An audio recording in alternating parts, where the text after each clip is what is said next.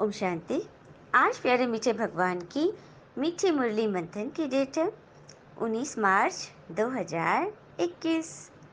तो आज भगवान हमसे क्या बातें कर रहे हैं, क्या सुनाना चाह रहे हैं, किस तरह से हमारे हर प्रश्नों का उत्तर देना चाह रहे हैं, वो हम इस मुरली में अच्छी रीति सुनेंगे, क्योंकि ये मुरली फुल पैकेज है हमारे जीवन से दुखों को किनारा करने के लिए, हर प्रश्नों से पार जाने के लिए। हाँ, कोई भी बात है उसके मतलब नेगेटिविटी में न जाने के लिए, किस तरह से हम हर एक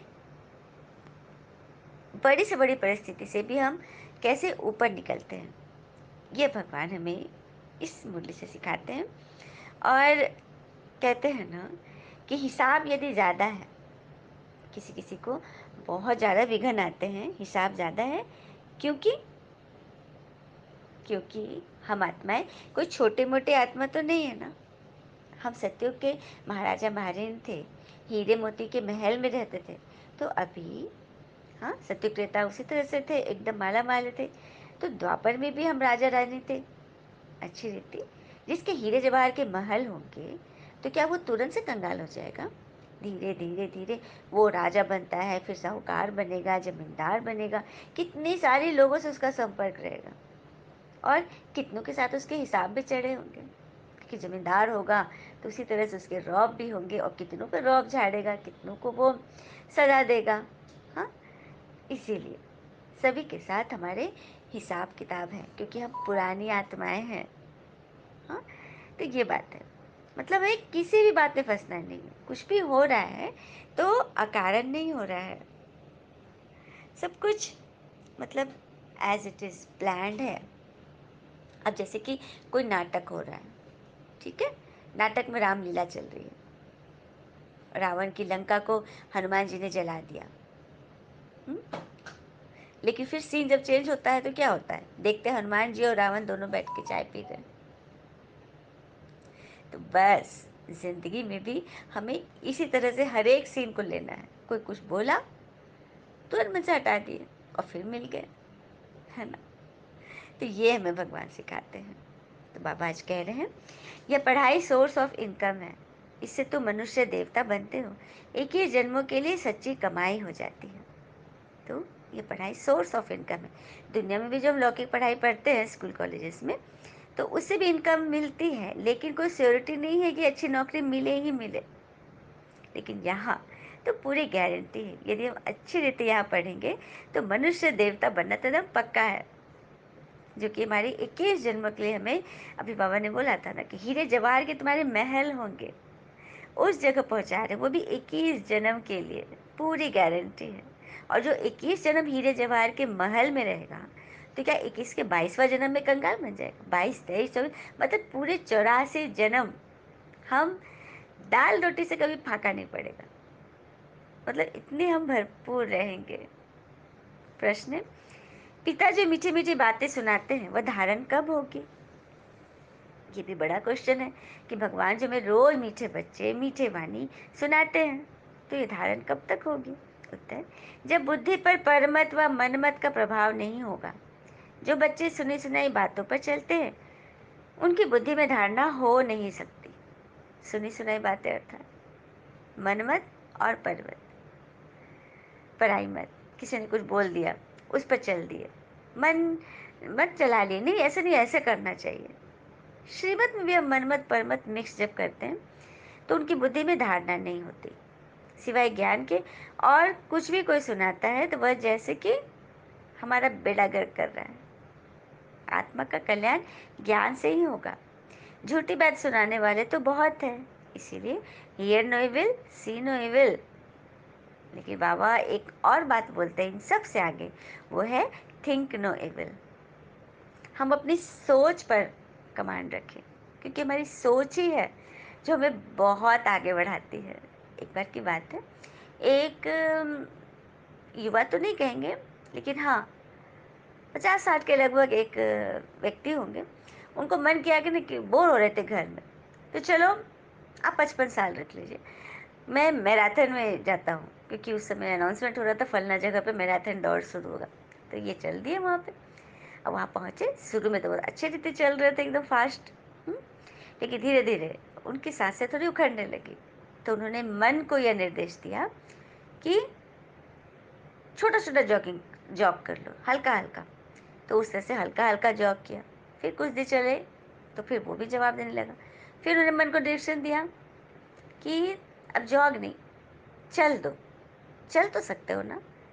तो फिर वो चलने लगा। लेकिन फिर उसके बाद भी थोड़ी देर में उसका पैर दुख गया। अब उसने फिर निर्देश दिया कि चल नहीं सकते हो तो कम से कम पैर को घसीट तो सकते हो, अपना लक्ष्य तो पूरा कर सकते हो, रिबन तक तो पहुंच सकते हो। मतलब मन उसको बात कर रहा है, मन उसको डायरेक्शन दे रहा है। फिर हाँ, उसके पैर घसीटते घसीटते वो चलने लगा। फिर थोड़ी देर में वो बिल्कुल निढाल हो गया अब एकदम। हाँ, तो फिर मन ने जवाब दिया कि घसीट भी नहीं सकते हो तो क्या करो, बस एकदम चल दो, रुको नहीं। और सच में चलते चलते वो लक्ष्य को प्राप्त कर लिया।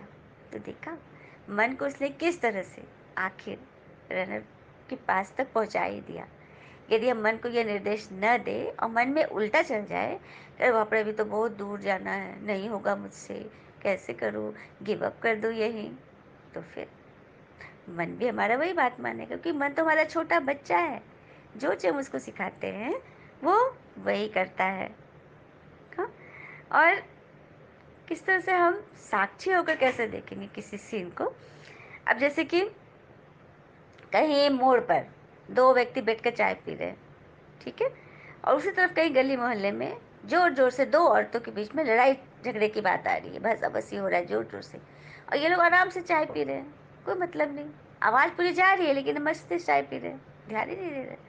अचानक एक व्यक्ति को लगा कि इसमें एक औरत की आवाज़ तो मेरी पत्नी की है, हो ना हो ये मेरी पत्नी ही है। अब उसका साक्षीपना उड़ गया, क्योंकि वहां पर मैंपन आ गया, मेरी पत्नी। तो इतने अच्छी रीति वो अपना कोर्स कर रहा था, कोई कुछ भी बोल रहा है लेकिन आपसे राय मांगने आएगा तब आप राय दो, अपने मन से उसमें कूद नहीं जाना है। लेकिन जब पत्नी की बात हुई तो फिर वो एक झटके से उठ खड़ा हुआ और वहां पहुंच गया।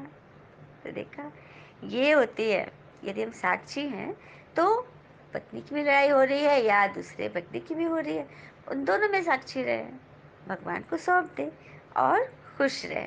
तो समझा, hear no evil, see no evil, talk no evil, और सबसे पहले थिंक नो इविल। मनुष्य देवता बनने के लिए बस एक पिता के फरमान पर चलते रहना है। आज की मुरली का गीत है, हमारे तीरथ न्यारे हैं। कौन से तीरथ? आबू पर्वत के, मधुबन के, जहाँ परमात्मा आज भी एक साकार तन के माध्यम से आते थे। जो दादी जी का भी अंतिम संस्कार हुआ ना, सबने देखा होगा टीवी पर। तो दादी जी अंतिम मतलब पुरुषार्थी थी, अष्टरत्नों की माला वाली थी। लेकिन भगवान आते हैं, अव्यक्त रूप से आते हैं, जिनको हम इन नंगी आंखों से नहीं देख सकते। यदि इंसान उन्हें भी देखना शुरू कर दे तो फिर भगवान और इंसान में कोई फर्क नहीं रहेगा। तो सबको ऐसा करना है ना, पिता की श्रीमत पर ही चलना है। अच्छा, मीठे मीठे बच्चों प्रति भगवान की नमस्ते। हम बच्चों के भी प्यारे शिव पिता को नमस्ते। और बाबा दिल से सभी आत्माओं की तरफ से आपको very very very good morning. धारणा के लिए मुख्य सार है, पहली पॉइंट, यहाँ पिता समान सुख का सागर, प्रेम का सागर बनना है, सर्वगुण धारण करने हैं, किसी को भी दुख नहीं देना है। तो देखा कौन कौन से सागर बनेंगे हम, प्रेम के सागर, सुख के सागर, शांति के सागर। दूसरी पॉइंट, सुनी सुनाई बातों पर कभी विश्वास नहीं करना है, परमत पर नहीं चलना है, hear no evil, see no evil. आज बाबा पूरी वाणी इसी पर चला रहे कि हमें बुरा न देखना है, न सोचना है, न बोलना है, न करना है।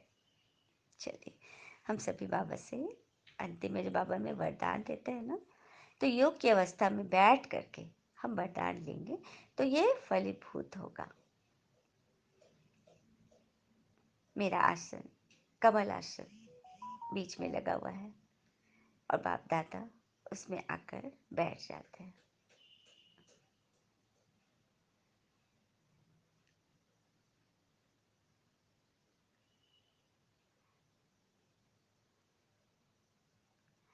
बाबा ने कहा, ब्राह्मण जीवन की नीति और रीति प्रमाण सदा चलने वाले, व्यर्थ संकल्प मुक्त भव। तो ब्राह्मण जीवन की नीति और रीति क्या है? व्यर्थ संकल्पों से मुक्त।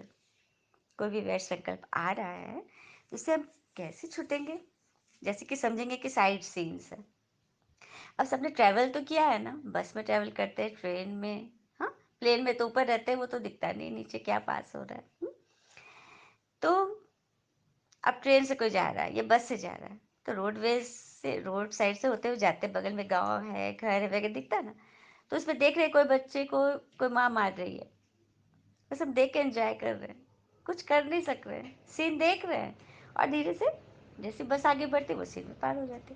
कहीं देखो कि कोई किसान खेत में हल चला रहा है, हाँ, कहीं कोई चाय पी रहा है, कहीं झगड़ा हो रहा है, सीन पास होते जा रहा है, लेकिन हम उसमें फंस नहीं रहे हैं।